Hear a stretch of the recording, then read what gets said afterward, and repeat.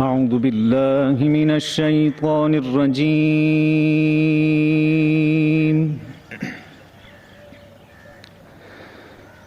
بسم الله الرحمن الرحيم.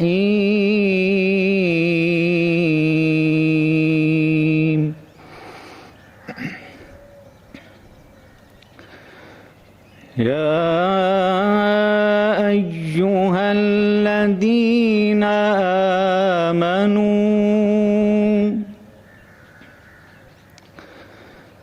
لم تقولون ما لا تفعلون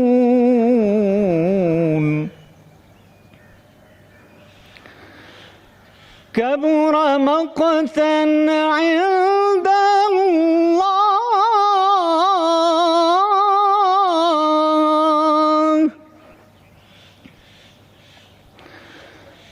كبر مقتا عند الله أن تقولوا ما لا تفعلون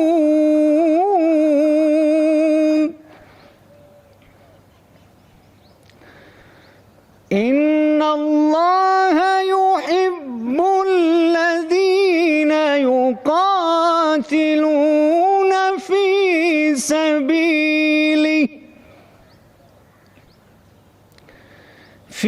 سبيله صفا كأنهم بنيان مرصوص.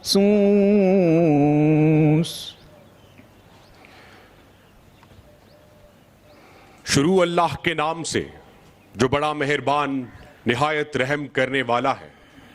اے ایمان والو، آخر وہ بات کیوں کہتے ہو جس پر عمل نہیں کرتے؟ اللہ کے نزدیک یہ سخت ناراضگی کا سبب ہے کہ تم وہ کہو جس پر عمل نہ کرو.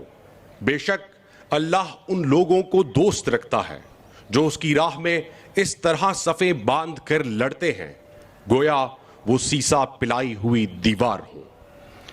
صدق اللہ العظیم.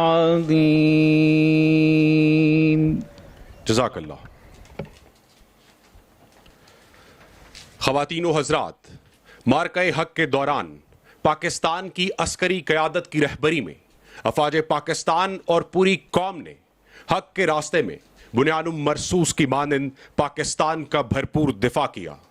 افواج پاکستان کے ہر جوان کے لب پر نعرہ تکبیر بلند ہوا اور افلاک نے یہ گونج سنی کہ پاکستان کا دفاع ناقابل تسخیر ہے.